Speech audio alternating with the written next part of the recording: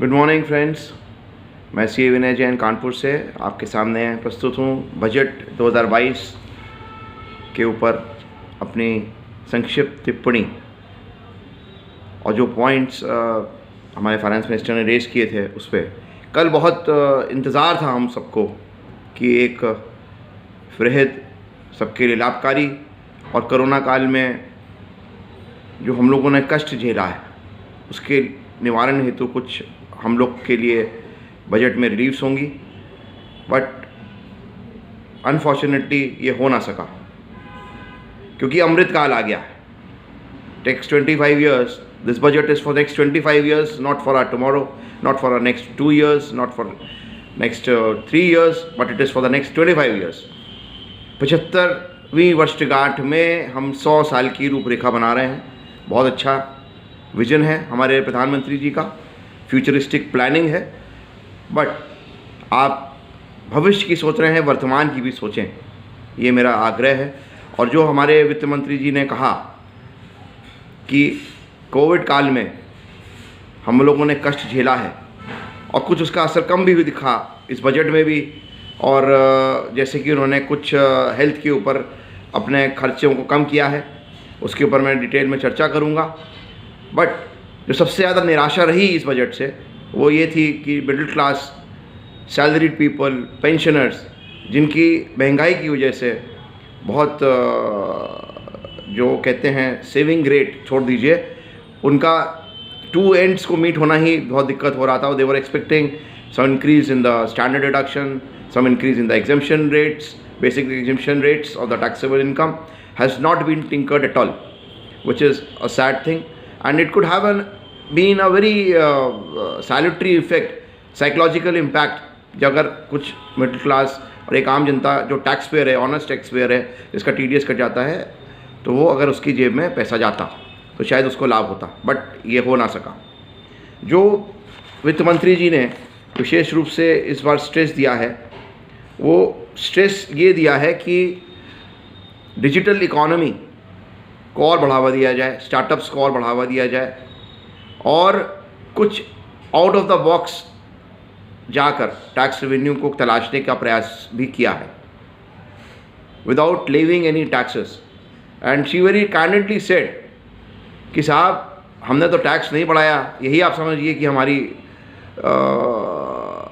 दरिया दिली हो सकती थी, लेकिन मैं ये नहीं कह रही हूँ। Please wait for a good time in future, and good time में भी अच्छे दिन 2024 में तो निश्चित आने चाहिए, ये हम लोग का विश्वास है। और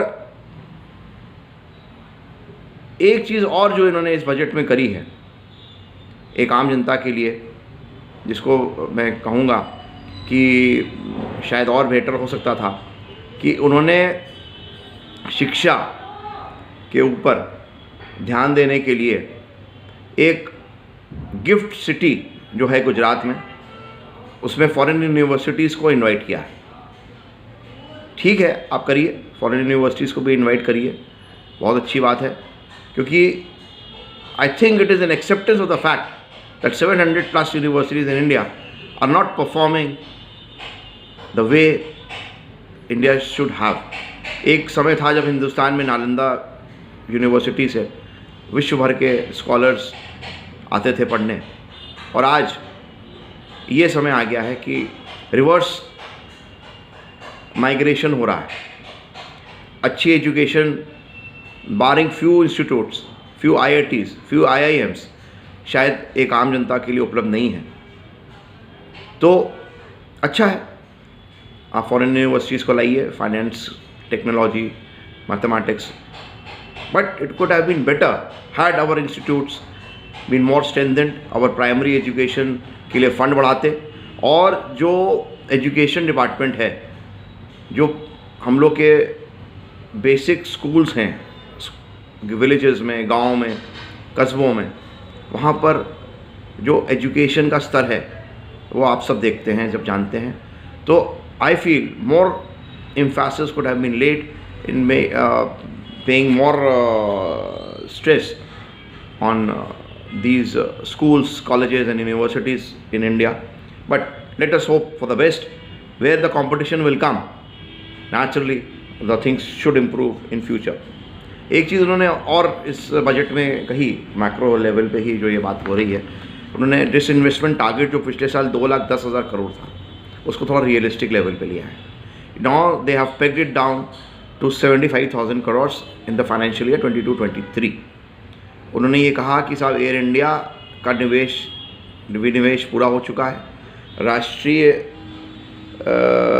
एक और कंपनी थी NINL, नीलांचल इस्पात निगम लिमिटेड, वो भी टाटास के ही गिरेबान में गई है, उसका भी विनिवेश पूरा है। और आगे जाके LIC का भी उन्होंने जिक्र किया, जो one of the biggest insurance companies हैं, not only in our country but in fact in the world. और एक चीज़ बताना चाहूँगा, LIC IPO आ रहा है, इसके लिए बहुत सारी चीज़ों को, it's not only an insurance company, it is an investment company also, where it holds a substantial stake in the majority of the blue chip companies of the country. So I don't know like what the valuation it will fetch, what things it will go, but ठीक है, आप 75 साल आज़ादी का महोत्सव बना रहे हैं, 75 साल की पूंजी को बेच रहे हैं, और आगे हर चीज़ को मोनेटाइज करने का प्रयास भी हो रहा है।